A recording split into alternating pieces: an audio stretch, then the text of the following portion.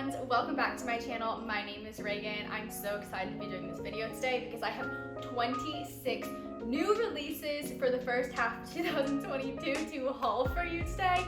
It's a bit excessive. I've gone a little bit overboard after not being able to buy books like for so many years, and now it's just a little bit much, but I cannot wait to share them with you. We're gonna multitask today. I'm eating a cold pad thai for lunch. If you're new to my channel, my name is Ragan. I share bookish content here on YouTube, Instagram, and TikTok now. I recently jumped back on YouTube after not being able to share videos for the last 7 months. So if you stuck around with me, thank you for being here, and I have exciting stuff to share with you, starting with these books. Now, I'm going to show you what they are and tell you a little bit of a synopsis, what to expect. I haven't read all of these. I've started 3 of them. I've started 4 of them, but I haven't finished them, and I'm going to be doing some reading vlogs for a few of them, and I'm putting myself on a book buying ban. I am not allowing myself to buy any more books until I read at least 10 of these, because I have a whole shelf of books that I've not read. Also,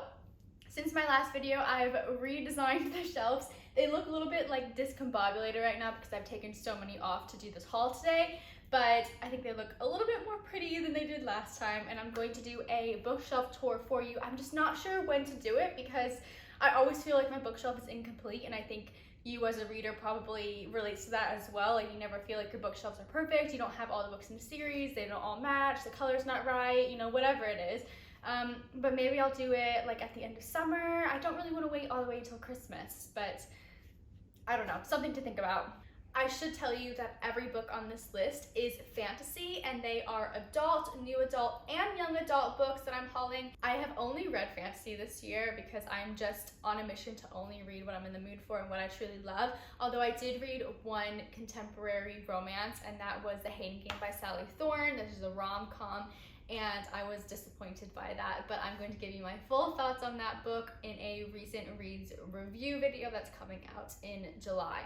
The first book I have to haul for you today is actually a UK paperback that was just released. I have the hardback. I read the hardback last year when it came out, and that is Realmbreaker by Victoria Aveyard. I got this paperback version exclusive with the red sprayed edges just to have it because I loved this book. Victoria Aveyard was an author that I really put off because I didn't enjoy her Red Queen series. When I read it back in, I don't know, when was that, 2014-ish time? She, wow, has excelled and improved so much, in my opinion, in her writing. This book is so good. She was inspired by Lord of the Rings, and you could totally tell in this series, well, at least in the first one. It follows a squire, an immortal, an assassin, an old sorceress, and a pirate's daughter. I loved this book. I totally see where she was going when she said that she was inspired by Lord of the Rings. I've only ever seen those movies. I will read the books eventually. I do have them down there. But wow, this was a standout favorite of 2001, so I had to get the sprayed edges. And then look what just came in the mail yesterday. It's the signed Waterstones exclusive of the sequel, Bladebreaker. Now, this follows Coraine, who is one of my favorite characters, and the other 4 people in this band of heroes, unlikely heroes out to save the world, and I'm really excited to see where it goes. I'm going to keep myself oblivious to the synopsis of this and just read a summary online of what happened in this book and then jump into book 2, but look at those sprayed edges. So I have 3 editions of the same book to haul next. The first one came in a Fairy Loot subscription service, and the other 2 I had pre-ordered when I came across them on Waterstone's website a few months ago. I hadn't seen it around anywhere on Instagram, which is usually where I find my books, and also BookTube, so I'm really excited for this one, and that would be Twin Crowns by Catherine Weber and Catherine Doyle, and they're actually going to be sisters-in-law, which is really fun. So they wrote this book together, and it follows Princess Rose, who was raised at birth to fear witches and protect her kingdom from the witches who killed her parents, and she'll do anything to do that. But she has a secret sister named Ren who plans to usurp her sister, take the crown for herself, and protect the witch kingdom. This is the start of a new YA fantasy series. I don't know if it's going to be a trilogy or a duology, but I believe this is the first one. And these signed Waterstones exclusives have pink flowers for Rose and blue flowers for Ren, and I'm excited to see what happens. I've heard fantastic things so far on Bookstagram and on Goodreads, so I am going to give this one a try in July. Next, I have a new adult release from an indie author, and this book was actually recommended to me on Instagram, and I'm so thankful for it because I am really enjoying it. And it's kind of like a mashup of Lord of the Rings meets Hades and Persephone, but also a little sprinkle of Norse mythology and like some ACOTAR vibes, and I am living for it. And that would be Bow Before the Elf Queen, and this is by J.M. Kirill, and wow, okay, so this follows Leala, and she is mated to marry the High Elf King, Thane, but she has no plans to marry him or to be his mate. She plans on executing him, but Thane has a secret, and there is a little bit of maybe a forbidden romance going on. Very excited to finish this book. I am 136 pages into it, and it definitely has the classic high fantasy elements of like big forests and spooky carriages and elves, and there's a creature in here that's almost like a vampire, like they're an undead, and it's so interesting, this world the author has created. I believe she's coming out with the sequel later this fall, and I definitely will pick that up when that comes out. Next up, we have probably the most anticipated release of 2022, at least like in my bookish circle of fantasy lovers and fantasy romance lovers, and that would be House of Sky and Breath by Sarah J. Maas. This is the Waterstones exclusive edition. I also have editions of Barnes & Noble, and I believe, what was the other one? Books A Million, and Target. I have 4 exclusive editions of this book, but those 3 are back at my parents' house in America waiting for me to pick them up. I don't want to know anything about this book. I can't believe that I haven't read it up to this point. It came out in like February and it is now July, but I've been wanting to read it at a time where I don't feel a lot of like external stress on me. Like, we moved to London, I quit my job, a lot of things are happening, and I just need to focus with this book. Plus it's like close to 800 pages. Yeah, I think it might be over 800 pages. Now this follows Bryce and Hunt, and that's all I'm gonna say. Go read book 1. The next book I have to share with you is one that I had not heard of until it came in a Fairy Loot subscription box, and that is This Vicious Grace by Emily Thieve. Look at these beautiful like lemons on the sprayed edges, super cute. And then it came with, oh gosh, it came with some character art, and then I think this is really pretty. Character art on the inside, and then I'll quickly show you what it looks like without the dust jacket. I love naked hardback books. This book is a new fantasy book. I'm not sure if it's a standalone or if it's the start of a new series, but it takes place in what I believe is Italy, or at least an Italian fantasy setting, and it follows Alessia. Alessia has a gift from the gods that's supposed to magnify her partner's magic, but her touch ends up killing every suitor. Her life is then put in jeopardy when a priest declares that she needs to be killed, and so she hires a cynical bodyguard named Dante to help protect her, and maybe there's a little bit of romance that goes on. On the back, I think that this is really interesting. It says, 3 weddings, 3 funerals, 1 more chance to save them all. I don't know what that's about, but I'm here for the weddings and the funerals and the lemons and the cynical bodyguard. I love the bodyguard trope. Give it to me every day. The next book I actually also have 2 editions of, and that was by accident. I originally pre-ordered this book because I was browsing through Waterstones, and it was just one that called out to me online. I love any book that deals with djinn, with genies, with traveling through the desert. I love like Arabian settings. I've loved them since I was a little girl. I love the magical atmosphere and everything that goes with it. Some of my favorites are The Star-Touched Queen by Roshni Chatsky. I love, what is it? Oh, I love The Rathmanjon by Renee Adier, Ember in the Ashes by Saba Tahir. There are several others I need to get to, but when I saw this book, I thought it was adult, and it was a cover by. I saw that it was a 1001 Nights retelling, and I thought it was adult, but it's actually YA. I have started it, and it is really good so far. I haven't gotten very far into it, but that would be The Stardust Thief by Chelsea Abdullah. This is the Waterstones exclusive edition, and it has orange sprayed edges, and I am 30 pages into it. I read it on the tube in going into London. Well, I live in London, traveling around London a couple weeks ago, and then I needed to stop to get to some other things, so I'm definitely gonna pick it up again. And then Fairy Loot also gave it, and this is a gorgeous edition. Let me just quickly show you. If you've not seen it, it has this really cute cover, like inside cover art, and then the dust jacket in the back says neither here nor there but long ago. And this follows a girl whose name is Luli, and she is the Midnight Merchant, and she sells magic, and she has a djinn bodyguard, and she's a criminal. When she accidentally or purposefully saves the life of a prince, she attracts the attention of the Sultan, and she is sent on a magical quest with this prince, and it's through the desert. I'm so excited to finish reading it. Now I have like this dilemma of the spines being different, and when I get the second book, like, am I gonna have to get 2 copies so that they match, or do I get rid of one and get the sequel to the Fairy Loot ones, or I don't know what to do. I've come across this problem quite a lot recently from hauling too many books, but I do really love both editions. I love the purple, I love the orange. So the Sultan sends Louis out to find a magic lamp, and she has to outwit a vengeful queen, fight off ghouls, and maybe fall in love in the process, and I am very excited for this book. Next up, we have a blast from my past, and that would be I got the Illumicrate editions of the Winner's Curse trilogy. This is by Marie Radkowski. Struggle to say her name. This is the first one, The Winner's Curse. It has pink sprayed edges, and look at these gorgeous covers. On the back, the quote says, "Happiness depends on being free, and freedom depends on being courageous." I love these editions. I read the Winner's Curse trilogy way back, like, I say way back, but to me it feels like way back. I think it was 2017, and I was just getting back into reading. I was like finishing up high school or starting college, like around that time, maybe 2018, and I hadn't really read for myself since I was like, I don't know, 14 years old.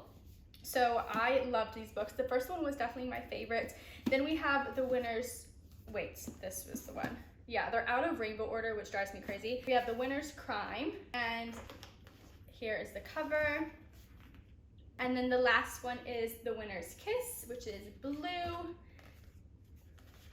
And this box came with some goodies as well. Now, this book is about a girl named Kestrel, and she's the daughter of an important man in this political fantasy. Now, the plot of this is a little bit interesting. I've never seen it done before, and that is that she sees a man at market. He's a slave, and she buys him.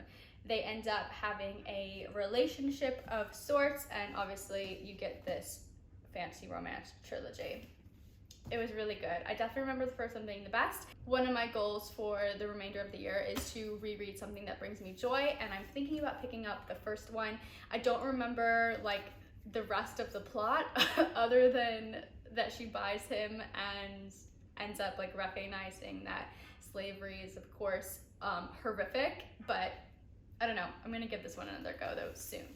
Next is one that you've probably seen around. I have already read this one, and that would be Daughter of the Moon Goddess by Suli Tan. This is the normal UK edition. I really prefer the UK edition over the US one. I think this one is really pretty. And this is about a girl who is living on the moon. Her mother's the moon goddess in this Chinese-inspired fantasy world, and she wants to free her mother. So she travels to the celestial kingdom, and she has to like ingrain herself in the palace. I have mixed feelings about this book. While it was very whimsical and romantic at times, and definitely interesting with the Chinese inspired world, because I love reading those kinds of fantasy settings, the writing just didn't quite work for me, because I felt like I was being told a story rather than like living in the story itself. There were like 3 different climaxes to the book, and the ending, while there is room for a sequel, and I know that's coming out, I think it's called like Heart of the Sun Warrior or something along those lines,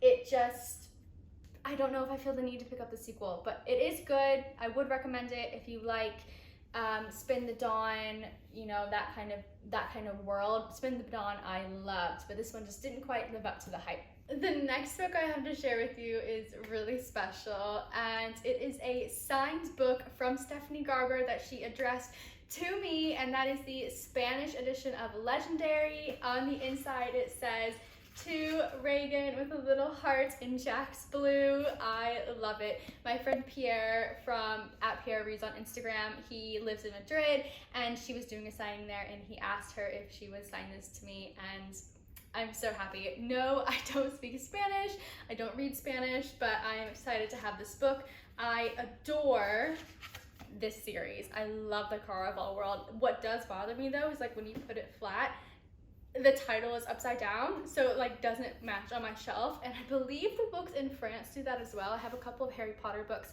back in America that I picked up when I was in Paris, so I just need to get over it, but look how pretty it is. Speaking of Stephanie Garber, I also got the Waterstones Jack's Blue exclusive edition of the new paperback version of Once Upon a Broken Heart, and inside it has these pretty flaps with different quotes on them. The regular edition just came out today, I believe July 1st, and that is pink, so it matches like Fairy Loot version. Now, the UK is notorious for only offering exclusive editions for a very limited time. They usually sell out before they're even published, like sometimes a month in advance, and Barnes & Noble will always, well not always, but generally they will like restock books, except with Sarah J Maas. I've never seen them do that, but a lot of times Barnes & Noble will restock books. I know they did that for Once Upon a Broken Heart with their pink exclusive editions. They sold out and then they brought them back like once or maybe twice, but Waterstones doesn't do that. So if you want a copy of this book, you need to get it now. Speaking of some paperback versions, I also picked up for myself the Waterstones exclusive of A Court of Silver Flames, my book baby, my favorite book of all time. Cassian Can Have My Babies. I love this book. Do I need another copy? No. Did I want this one for my collection? Yes. So I got it. And then I also picked up just the normal version of Sarah J Maas's House of Earth and Blood. This is of course the UK paperback version because I'm living in England, and I started, as you can see, I started tabbing things because I was doing a reread of this book in an effort to remember what happened for House of Sky and Breath.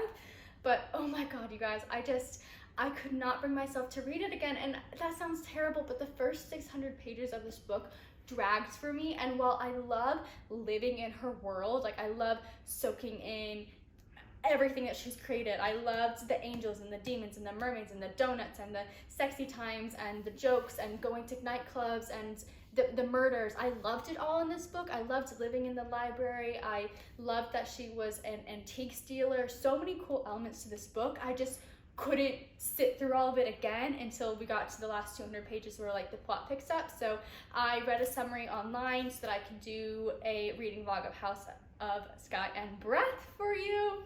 So excited. I have lost track of what number we are on, but I want to share the next one with you, and that is V.E. Schwa's Gallant or Galliant. I'm not quite sure how to say this word. It's really difficult for me to say for some reason, which is really silly.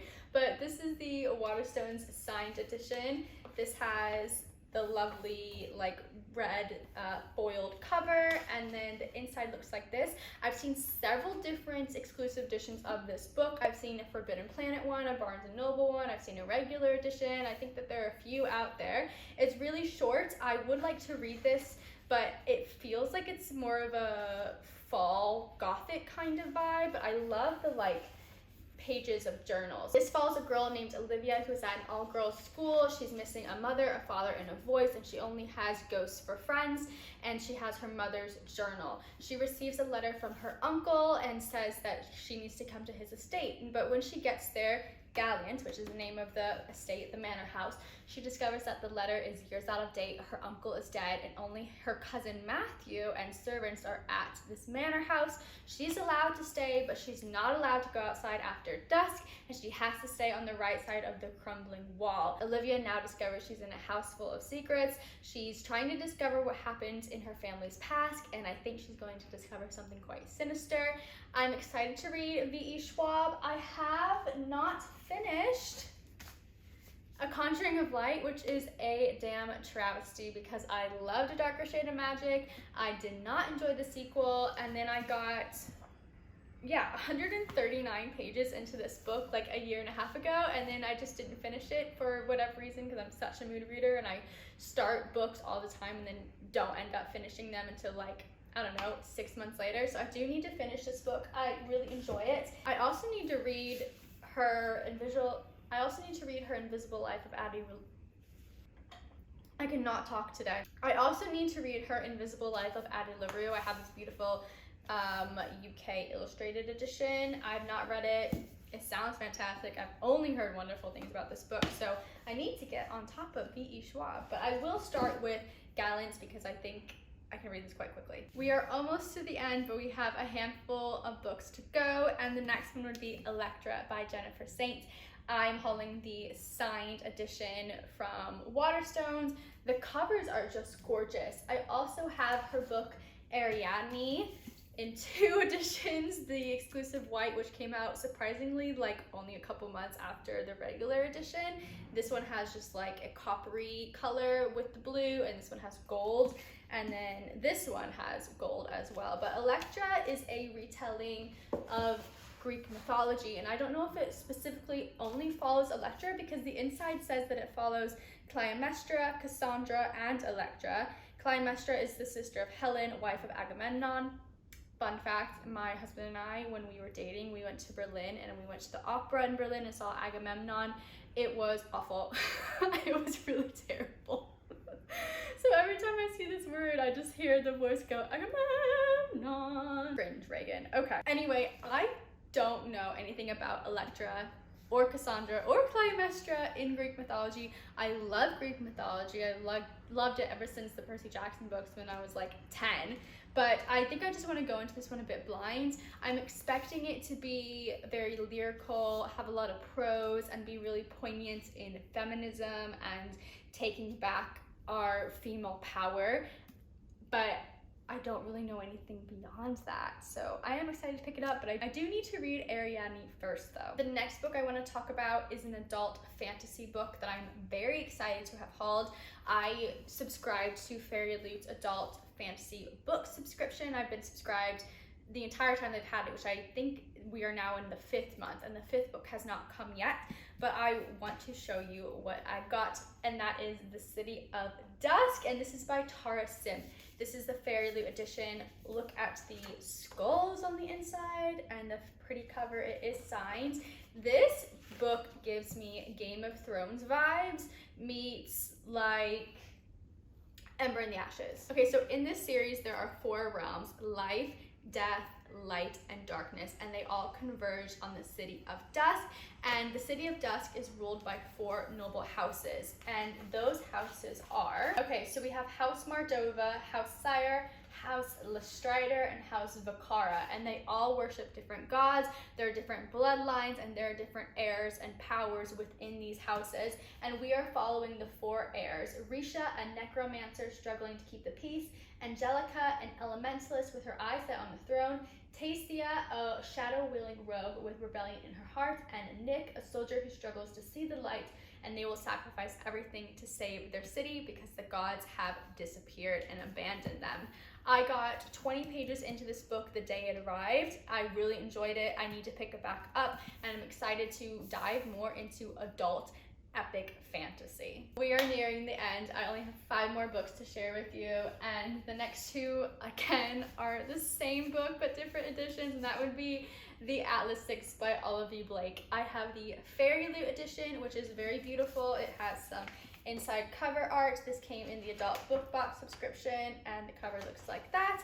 And then I had I didn't pre-order. Actually, I went to Waterstones and I saw this sitting on the shelf in the adult section at the bottom.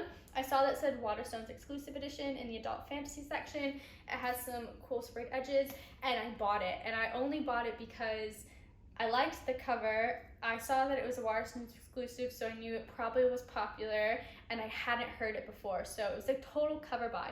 I then have come to realize that this is the most popular book on TikTok, and it's now been traditionally published, and there was a big publishing war over it apparently by some publishing houses to who would get to pick up this book and put it out. Okay, now I have thoughts about this book. I am not done yet.